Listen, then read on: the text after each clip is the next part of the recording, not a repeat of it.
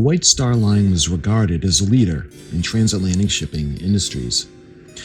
The prides of their fleet at the time were the Baltic, the Adriatic, the Cedric, and the Celtic.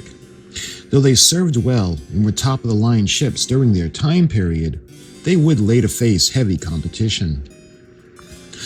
The Cunard Line had introduced the RMS Mauretania and the RMS Lusitania. These ships were streamlined and modernized, and they were built for speed as well as comfort, and at the time they were the largest ocean liners in the industry. The RMS Mauretania would claim the blue ribbon in 1907 for the fastest transatlantic journey.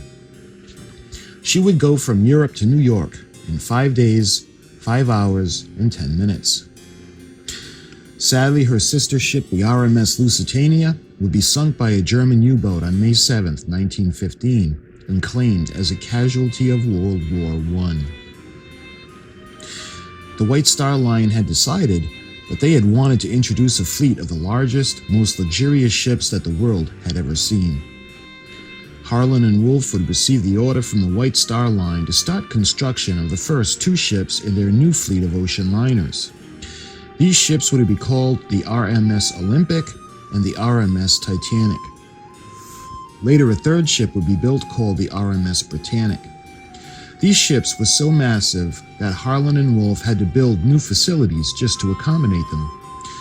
These slipways would be almost 840 feet long, 270 feet wide, and they would almost be 230 feet high. And an army of workers would also be needed to complete the order in time for White Star's launch date. The keel of the RMS Olympic would be laid down on December 16, 1908. The construction of the ship would take nearly 2 years to complete. The ship would be launched on Thursday, October 20, 1910, and the ship was painted white to make her more appealing for photographing. The fitting out of the Olympic would take almost 7 months to complete. The RMS Olympic would be 882.5 feet long by 92.5 feet wide. She would be a triple screw steamer. She would weigh 45,000 tons and displace 66,000 tons. On May 29, 1911, she would begin her sea trials, and at the conclusion of these successful trials, Olympic would travel to Southampton. There she would arrive on June 3, 1911. At her new home port, preparations would be made for her maiden voyage. Olympic would be commanded by Captain E.J. Smith. Smith had commanded other White Star vessels and would later command the RMS Titanic on her maiden voyage. Other notable names aboard Olympic would be the White Star Line's managing director J. Bruce Ismay and Harlan and Wolff's Thomas Andrews. All these figureheads, as well as some of the crew, would also serve on Titanic on her maiden voyage. Following these preparations, the RMS Olympic would start her maiden voyage on June 14, 1911. Leaving Southampton and arriving in New York on June 21, 1911. While the massive ship was docking, one of the tugboats, named the O.L. Hallenbach, would be drawn into the side of the huge ship by the Olympic's propeller. Perhaps this was a sign to come, and on September 20, 1911, while only on her 5th voyage, the RMS Olympic would be involved in an incident with the HMS Hawk. The Hawk would strike the starboard side of Olympic, opening up gashes near the aft end of the ship. The HMS Hawk would have heavy damage to her bow as well. The huge ship was able to steam ahead for temporary repairs before heading back to Belfast for full repairs. These repairs would delay the completion and maiden voyage of her sister ship, the RMS Titanic. The RMS Olympic, now fully repaired, would return to service on November 30, 1911. She would have issues the following year as well, as on February 24, 1912, under the command of Captain Haddock, the Olympic would lose a propeller after striking an unseen object below the waterline. The ship would again head to Belfast for repairs. Upon completion of these repairs, the Olympic would hit the bottom while leaving, and the ship was inspected and deemed damage-free.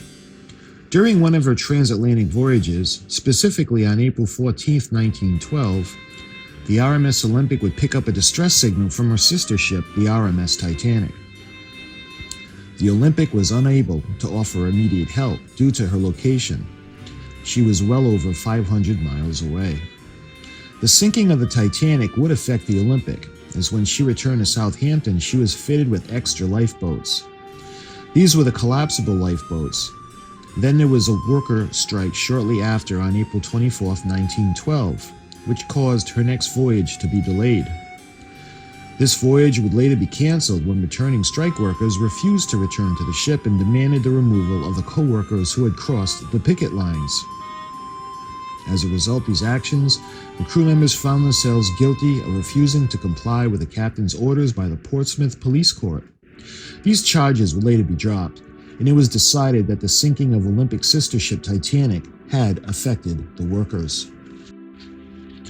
The Olympic's problems continued. On July 6, 1912, after steering issues left the huge ship unable to control her course. She would be temporarily grounded, but would eventually be able to free herself for the completion of the repairs. And then later on October 10, 1912, the RMS Olympic would head back to Harland and Wolff shipyards for modifications. It had been decided that these improvements were necessary after the sinking of the Titanic. The Olympic's watertight bulkheads were raised and she was fitted with considerably more lifeboats. The ship was also given a double skin, which would make the ship less vulnerable to collisions. Luxuries missing on Olympic but present on Titanic were also added. An example of this would be the Café Parisien. And on April 2, 1913, almost a year since the loss of Titanic, Olympic would return to service. Shortly after the start of World War I, it was decided that the RMS Olympic would be laid up in her home port, and her home port would be changed from Southampton to Liverpool. On October 27, 1914, Olympic was involved in the rescue operations of the HMS Audacious. Audacious had struck a mine and suffered heavy damage. After rescuing the crew, the Olympic attempted to tow the damaged battleship. However, the damage was too extensive and the ship ultimately sank. Later in September of 1915, the ship would be requisitioned for use as a troop transport ship. The ship's preparation would include a stunning new paint job, which camouflaged her from enemy fire. The ship then would be commanded by Captain Bertram Hayes.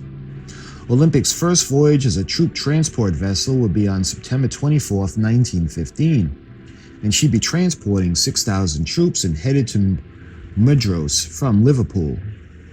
It should be noted that she aided in the rescuing of 34 survivors from a French steamship called the Provincia. The Provincia had been attacked by an Austrian submarine. The Olympic would also have her share of enemy submarine contact. She would be attacked by German U-boats on February 23, 1916, as well as February 28 of 1918. Fortunately, the Olympic escaped these incidents damage-free. And what would be Olympic's most successful encounter with a German U-boat occurred on May 12, 1918.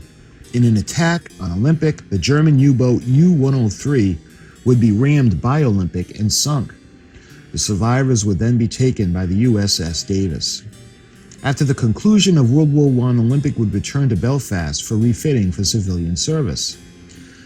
These updates included transition of coal to oil for fuel for her mighty engines. The RMS Olympic resumed her service for White Star on June 25, 1920. Later on March 22, 1924, now under the command of Captain Alexander Hamilton, Olympic would be involved in an incident with the Fort St. George, which was operated under the Furnace Bermuda Line. Olympic's stern frame would have to be completely replaced, and it was later decided that Olympic was not at fault. The ship would periodically undergo improvements and additions ranging from passenger accommodations to the ship's engines. It would be on May 15, 1934, that would be another incident that Olympic would be involved in. In heavy fog, the RMS Olympic would strike the Nantucket lightship and actually cut the vessel in half. The lightship would sink in under a minute, killing most of its crew. And as a result, White Star would pay to replace the lightship. The RMS Olympic would start what would be her final Atlantic crossing on March 27, 1935. At this time, the White Star Line had merged with the Cunard Line. An aging large combined fleet as well as dropping passenger numbers called for a reduction in the fleet. The Olympic would leave New York for her final time on April 5th of 1935. Upon return to Southampton, she would be laid up, and on September 10th, she would be officially sold to Sir John Jarvis. Jarvis would then sell her to Thomas W. Ward Shipbreakers, located in Jarrow, UK. Scrap Company purchased the Olympic in order to help the local economy by providing jobs to the scrapping crews. The RMS Olympic would leave Southampton for the last time on October 11, 1935, and would arrive at Jarrow on the 13th. There, in heartbreaking fashion, the ship would meet her end, as well as being the last link to the RMS Titanic and the R.M.S. Britannic. Olympic would be stripped of many of her internal items, and they would be auctioned off. Her empty hull would then be towed to Inverkeithing, Scotland on September 19, 1937 for final demolition. This would be the official end to the White Star Line's Olympic class of super ocean liners.